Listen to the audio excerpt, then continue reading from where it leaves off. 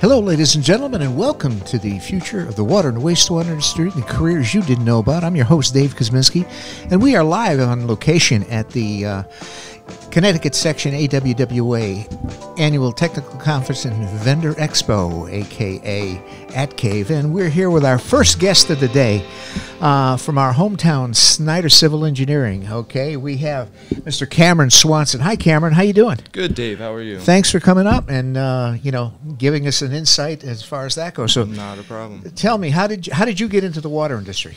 So it's kind of funny. I was at UConn for originally I was not in civil engineering. I went in undecided, and I ended up selecting another field. There was a split business engineering program. Okay. Mainly for manufacturing. I did that for a little bit. Ended up not liking the business side as much as I thought I would. Okay. So I actually have a twin brother who was also at UConn. He was in civil. He seemed to enjoy it, so I thought, why not give it a shot? So he ended up actually getting a job at Snyder first. He worked with Don part-time. So when I ended up finishing my schooling, I ended up going over to Snyder full-time. Nice. In the water. Oh, yeah. So when you were going through high school and so forth, did you have any aspiration as far as what career path you were going to take, or what was your initial? I wouldn't say aspirations. I've always kind of favored more the math, that side of schoolwork, I guess. So Okay. I knew I wanted to do something with math, whether it be kind of designing projects. Yep. I didn't know engineering specifically. Okay. I kind of just progressed towards that as I got into college. Okay. So what's your basic your job responsibility at Snyder? Yeah. So right now, my position is RPR Inspector, so I'm on site mostly every day. Okay. I work closely with Regional Water Authority in New Haven. Yep. Work with the crew, with the water company, with whoever is on the street that we're doing the work on, just making sure that the process is smooth.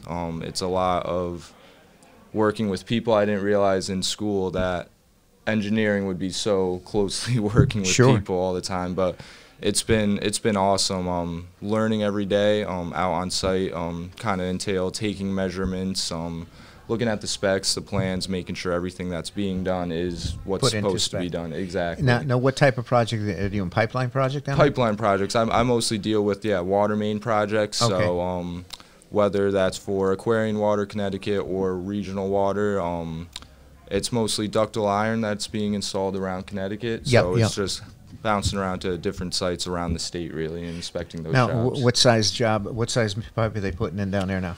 It depends really where it is, what's needed for volume. The biggest I've dealt with is 12-inch, and those fittings can get large. I know we do projects that go all the way up to 24, 30-inch pipe. Right. So it is really cool. Great. So when did you come to Snyder? I know how many years you've been with Snyder now?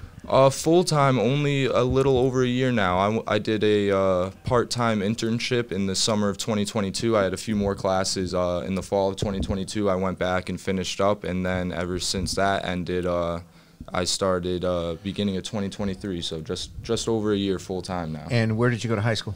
Cromwell High School. Cromwell High School, right across the river. Yep. Oh my gosh! Grew up, lived in Cromwell. And then what? UConn? Is that where? Yep. Me and my brother, we both went to UConn, and it was awesome. It was a great time. Now, were you at the Storrs campus or Storrs campus? Nice. Yep. On campus the first 2 years. I was there kind of in the midst of COVID, so we ended up going off campus with some friends, but it worked out. Oh, that's good. Yeah. That's good. Now, what's your expertise in as far as engineering? You have your PE yet, or? Yep. So I do not have my PE. I did take my FE in the fall of 2022, so I have my FE, just trying to get my 4 years in, and then I'll go back and take my PE. Now exactly what field I take that in, I'm not too sure yet. Okay, any leaning tendencies there? Or? I originally thought with some of the water classes I had taken in college that water wasn't for me, but now that I kind of deal with it a little more every day and slowly learn, I wouldn't mind doing it in water. Oh, that's good. Oh, yeah. That's good. Now,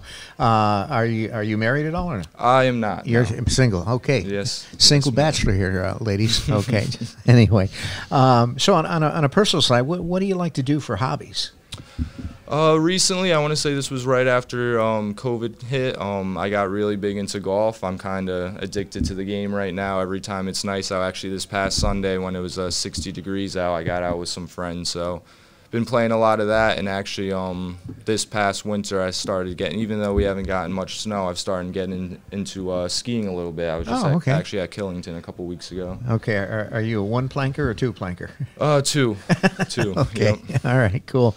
Now, as far as you're in the right town for golf. I mean, we've got we got 3 golf courses plus Chris Cody's driving range. Have you got out there to Chris Cody's yet? Oh yeah, many times. Yeah. Okay. Oh, yeah. Yesterday it was mobbed. You go by there, and it was just like packed. Mm-hmm. Anyway, so now is your brother live in town or in? Yep. So we're actually both still with our parents at the moment. Okay. Kind of just laying low, trying to figure out where we want to be, especially with the prices of houses right now. It's kind of tough to start looking. So exactly. Well, the rent is more reasonable. Yeah. Oh yeah. And to go from there. That's great.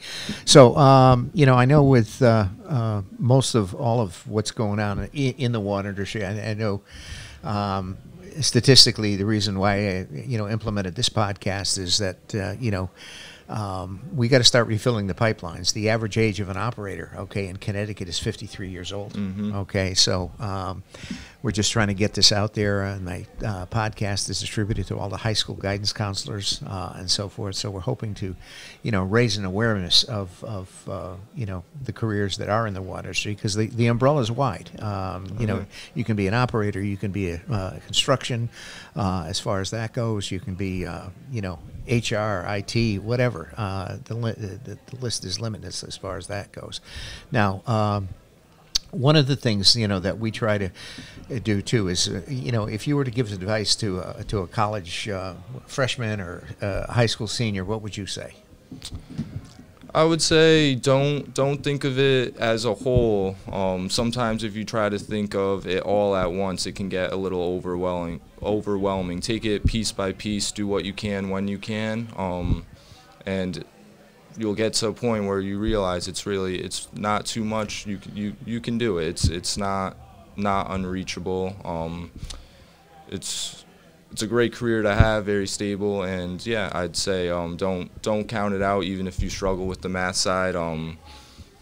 If you put in the effort, it's just as good as any other career. Well, that's the thing, and you realize, and I've been doing this podcast for better than a year and a half, and and all of the people that I've interviewed, I ask them how they got into the water industry. It's got, it's not something that they plan to do. It's something that either, my father worked for somebody, or my father knew somebody, or like you say, you got a brother that, as far as that goes, that it's kind of, you stumble on it. But you're right. The occupation is secure. It's well paying. It's careers in the water industry isn't something that, and again, I keep stressing this every podcast. It's not something that you can outsource.